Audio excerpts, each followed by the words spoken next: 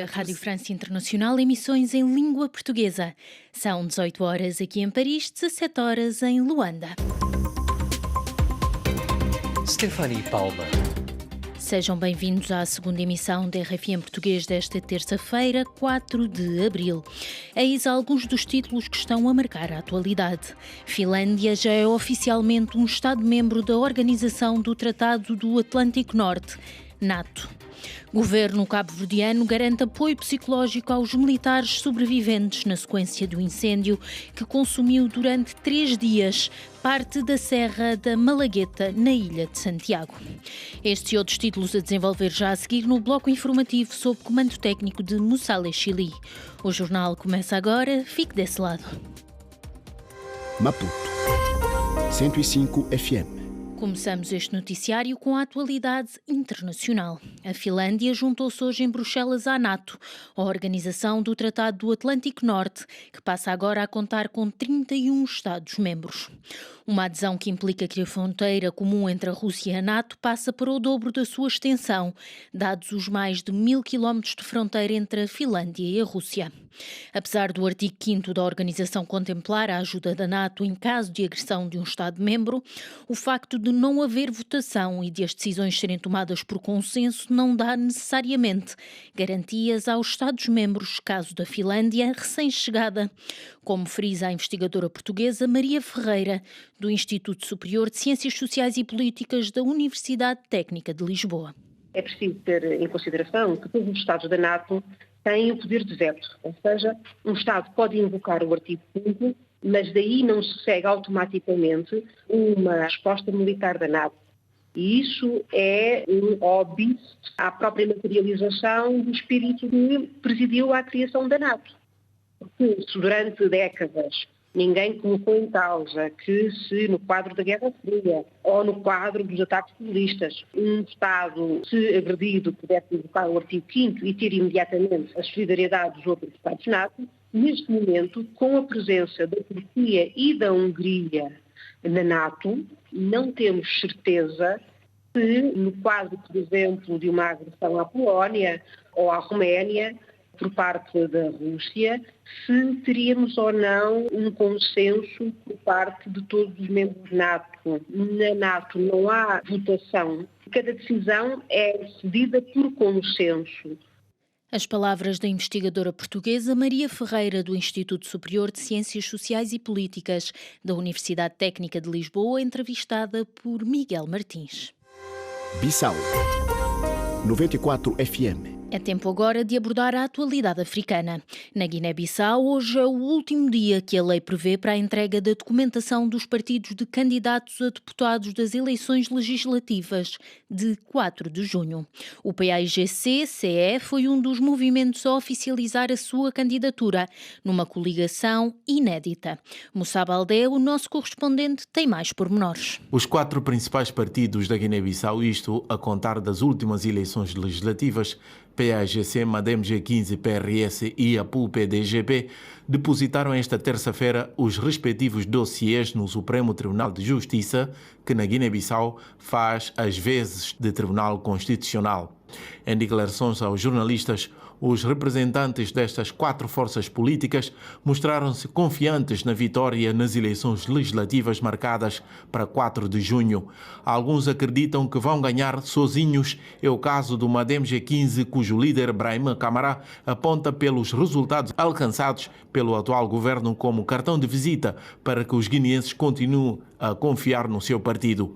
O PRS, pela voz do seu dirigente Roberto Mecha, apresenta como novidade o facto de, pela primeira vez, o partido de Kumbayala ir às eleições com um candidato ao cargo de primeiro-ministro.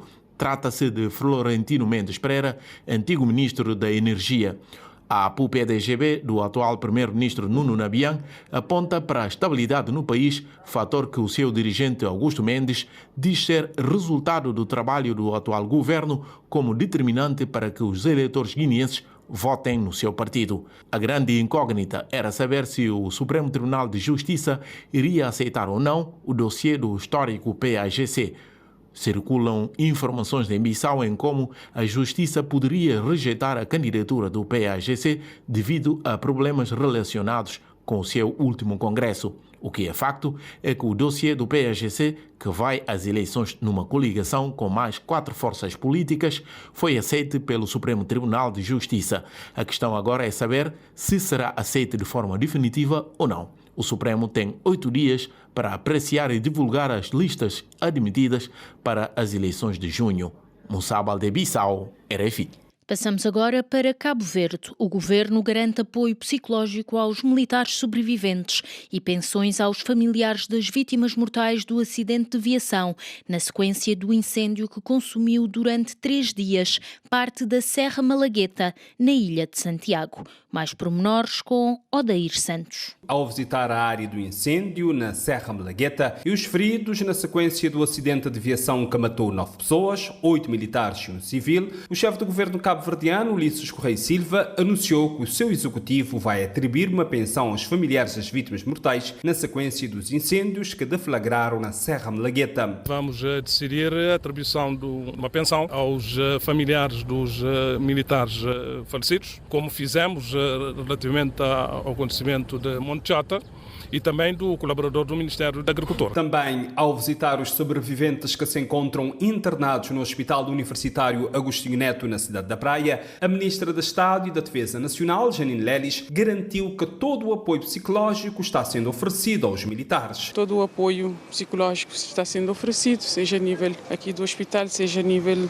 das Forças Armadas, e também prestar, obviamente, os nossos sentimentos aos companheiros desses militares, às Forças Armadas e a todos que com eles no dia a dia lidavam. É uma tragédia e estamos profundamente tristes. As Forças Armadas confirmaram para esta terça-feira os primeiros funerais de 2 dos 8 militares falecidos no domingo, na sequência do acidente em plena missão de combate a incêndio no Parque Natural da Serra Malagueta. De Cabo Verde para a RFI, Odair Santos. Passamos agora para a atualidade no Uganda. O presidente Yoweri Museveni, neste fim de semana, prometeu ratificar a decisão dos deputados a 23 de março em penalizar a homossexualidade com pena perpétua ou pena de morte em caso de repetição dos atos homossexuais. O chefe de Estado alega que a África deve salvar o mundo daquilo que qualificou como degenerescência e uma grande ameaça e um perigo para a procriação da espécie humana. Uma marcha foi organizada hoje perante a Embaixada Ugandesa na África do Sul para denunciar a situação que deixa preocupada a Associação Moçambicana Lambda, cujo diretor executivo, Roberto Paulo, alega mesmo que se está perante um caso assustador. Ouçamo-lo. Esta notícia chegou-nos com alguma preocupação, porque de facto ela representa um grande retrocesso por aquilo que são os ganhos que o mundo tem estado a conquistar no que tange à promoção dos direitos humanos. Não é a primeira vez que isto acontece no Uganda. Creio que entre 2011 e 2012 os parlamentares ugandeses teriam tentado fazer passar esta lei, mas na altura houve uma grande pressão de vários países. Lembro-me que o presidente Obama, na altura, foi uma destas personalidades que fez alguma pressão para que o presidente Museveni não ratificasse a lei. Então, é assustador, porque infelizmente não é só o caso do Uganda. Temos informações de que o vizinho Quênia também há ali algum movimento mais ou menos a mesma tendência. É de lamentar bastante, numa altura em que boa parte dos países estão a fazer progressos consideráveis no que tange à promoção dos direitos LGBT. E um destes países, deixe-me sublinhar, é Moçambique. As palavras de Roberto Paulo, diretor executivo da Associação Moçambicana Lambda. Ainda na atualidade internacional, o presidente francês inicia esta quarta-feira uma visita oficial de 3 dias à China. Emmanuel Macron vai encontrar-se com o homólogo chinês, Xi Jinping, para abordar 2 temas relevantes: a guerra na Ucrânia e as relações económicas entre os 2 países. A viagem de Macron termina com uma visita a Cantão, a capital da província de Guangdong, no sudeste da China.